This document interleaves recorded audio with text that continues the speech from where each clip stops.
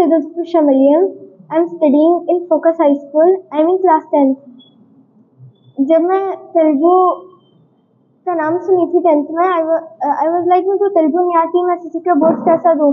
पर जब संवत्सर से मिली, जब संवत्सर 1 मंथ में पढ़ा, then I realize that I can do. पहले मेरे को ऐसा लगता था कि है ना, मेरे को 10th में जो है सो मतलब साइंस, मैथ्स, केमिस्ट्री हर चीज़ की वजह से मेरे को 99 100 आ जाएंगे, पर तेलुगु की वजह से मेरा पूरा जीपीए हर चीज़ गिर जाएगा, जैसा 50 60 में आएंगे। पर जब संवत्सर की क्लास अटेंड करी, हर चीज़ मालूम पड़ा कि है ना RRR फॉर्मूला रहता, अपन तेलुगु को याद कर सकते हैं, तेलुगु ऐसा कोई हार्ड सब्जेक्ट नहीं है। फिर जब से मेरे को कॉन्फिडेंस आया एंड देन फिर मैं तेलुगु ऐसा याद करने लगी।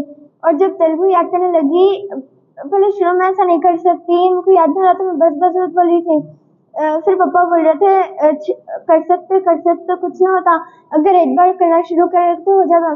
फिर संवत्सर एंड पापा दोनों बोले तो करना शुरू करी, तो फिर 1 मंथ तो पूरा आ गया। हम लोग को ग्रामर कराए थे, हर एक लेसन का ब्रीफ इंट्रोडक्शन दिए थे, यूट्यूब व्हाट्सएप पे वीडियोस भेजते थे, तो अगर कोई ज्वाइन नहीं करा तो है ना, वहाँ से देख के रेफरेंस के लिए पढ़ सकते हैं। और फिर जो है सो RRR फॉर्मूला बोले थे पहले पढ़ना, फिर उसको एक बार पढ़ना, फिर उसको लिखते हुए पढ़ते जाना जल्दी, फिर उसको लास्ट में रिवाइज करना। ऑफलाइन में हम लोग को एक पोएम की एक लाइन को 2-3 दिन लगा रहे थे, बहुत देर लगा रहे थे, पूरी क्लास याद हुई तो आगे बढ़ना शुरू कर रहे थे। जब तक जो है ना 2-3 बच्चों को याद हो गया जो अच्छे थे, बाकी जिनको नहीं आ रहा था उनके पीछे रह रहे थे। फिर 4-6 दिन बाद सेकंड वाली लाइन पढ़ा रहे थे। पर ऑनलाइन में हम लोग को एक दिन में 2-3 पोएम्स करा दे रहे थे, और हम लोग को जैसा स्कूल में हेलो एक चीज बता रहे थे, पर यहाँ पे 1 मंथ में एक दिन में एक पोएम से 60 मार्क्स कैसा ला लेना वो बता रहे थे, और बाय 1 गेट 1 फ्री कैसा करना वो बता रहे थे। जैसा अर्थालु याद करने के बजाय पर्याय पदालु याद कर लेना, तो अर्थालु है तो आपका कहना 2 hours यस 8:30 to 10। तो 2 घंटे में आप स्कूल में आप नहीं, हम लोग को स्कूल में डायरेक्ट शुरू कर दे रहे थे, फाउंडेशन ऐसा टाइटल और ऊपर से क्वेश्चन आंसर याद दिला दे रहे थे, और फिर मतलब स्कूल में पढ़ाते थे, पर पोएम्स जो सिलेबस का है वही पढ़ा रहे थे। सर यहाँ पे द्वित्वाक्षरालु पूरा अल्फाबेट्स पढ़ा रहे थे, दीर्घम दीर्घालु चीज पढ़ा रहे थे। अगर आपको एक दिन क्लास के लिए टीचर बनानी है तो आप क्या बनना चाहिए? आप किस लैंग्वेज के आप टीचर बनना चाहिए? आप कुछ बता सकते हैं तेलुगु में आप क्या याद करें, मतलब क्या सीखे? जैसा ग्रामर में संत वाक्यालु, अगर संत वाक्यालु आए तो है ना, ऐसा कौन सा भी वर्ड दिए तो है ना, वो अपन वर्ड या पॉइंट कहाँ याद करे, तो जैसा फॉर एग्जाम्पल तनभवु दोक्कड़े, ऐसा कोडुकु बोलते, सन बोलते उसको इंग्लिश में। अगर आपको वो एग्जाम में दिए मैं कौन सेंटेंस बनाओ बोल तो है ना, पोएम की लाइन वो जो भी लाइन आती है वो लिख देना। जैसा नोचिना तल्लीदंडी की धनभवु दोक्कड़े, वो लाइन लिख देना, उससे मार्क्स मिल जाते।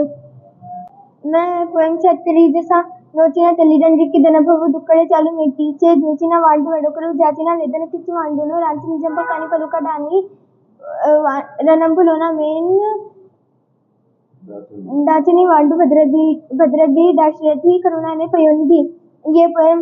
और ఎండన్ ప్రగతి రాకట బ్రీతి రింకెల విలంసం బంగారండు బారకు లార జల్ది గుడువన్ నమేస్తనం పిక్కడి దల్లన నంగలు నీయు ద్రావి రవండం మచ్చికల్ మేంచన్ రెండబై భరించుతుండగా నమదా ప్రతి పక్షింతనం। और इसका भागम जैसे श्री कृष्णుడు గొప్ప బాలకుడు అంటున్నారు, పిల్లలారా ఎండలో మడిపోయారు, ఆకలితో ఉన్నారు, మరి చెడ్డి। अस्सलाम वालेकुम। सेमेस्टर की क्लास ज्वाइन करने से पहले जुफिशा तेलुगु में उतना कॉन्फिडेंट नहीं थे, और हम लोगों का बेसिक मोटिव ये था कि एसएससी के एग्ज़ाम में जुफिशा को कम से कम 98 और 99 मार्क्स आ सकें, और दूसरे सब्जेक्ट्स में अच्छे मार्क्स आने के बाद भी अगर तेलुगु में मार्क्स कम हो जाएंगे तो ओवरऑल जीपीए और परसेंटेज कम हो जाएगा। तो सेमेस्टर की क्लास ज्वाइन करने के बाद और उनका कोर्स खत्म होने के बाद जुफिशा कॉन्फिडेंट है कि एटलीस्ट, हम लोग भी कॉन्फिडेंट हैं कि एटलीस्ट 95 और 96 मार्क्स तो उनको कंपल्सरी आएंगे इंशाल्लाह।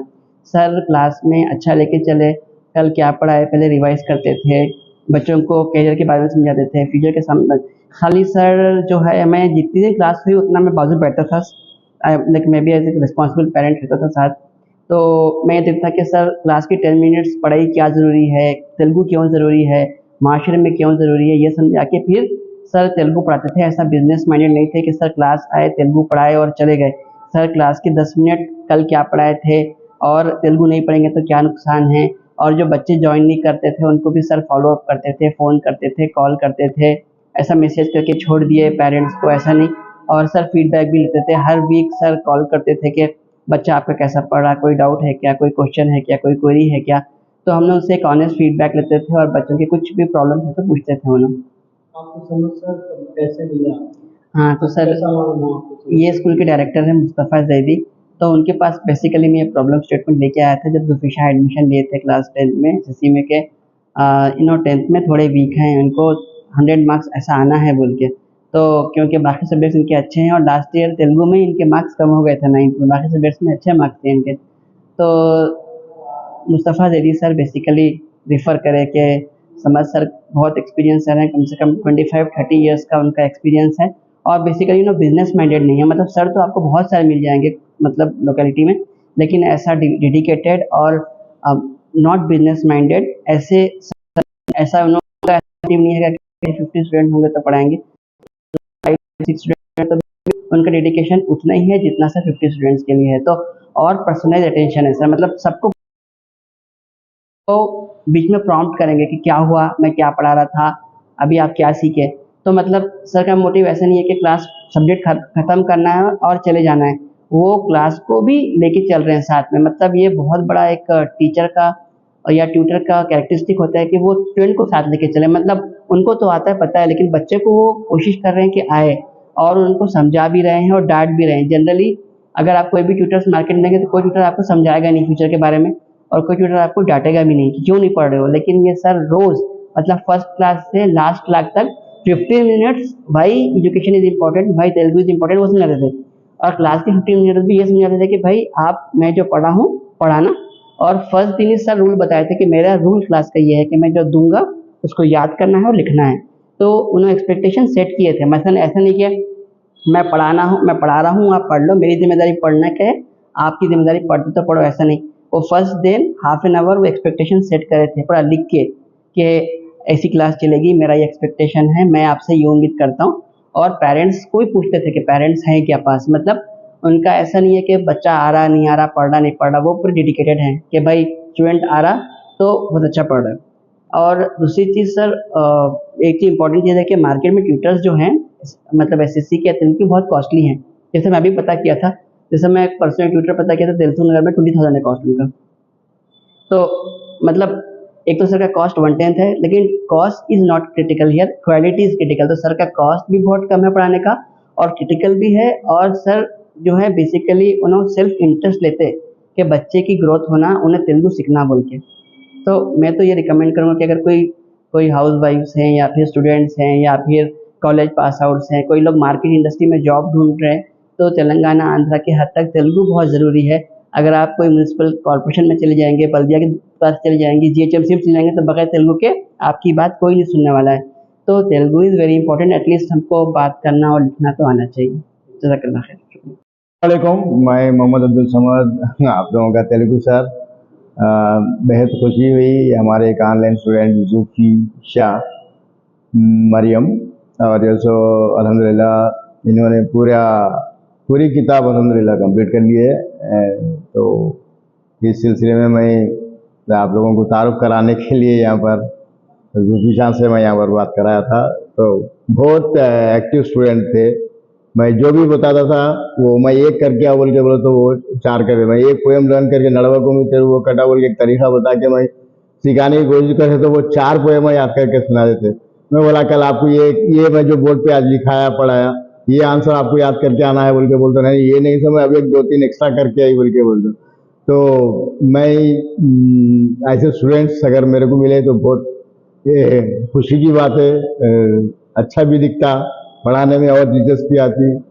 तो हम तमाम स्टूडेंट्स सब यही कहते हैं कि पढ़ाई को एक बोझ मत समझिए, एक हमारे ऊपर ये जुल्म ज्यादती हो रही बोल के पेरेंट्स के ऊपर भी, पेरेंट्स भी बेचारे बोलते रहते करते थे, तो बच्चे फील करते कि पढ़ाई हमारे लिए बड़ा बोझ बन गया, बहुत मुसीबत बन गई है, क्या चुप, ये सारा टीचर पेरेंट्स दम दम करते रहते।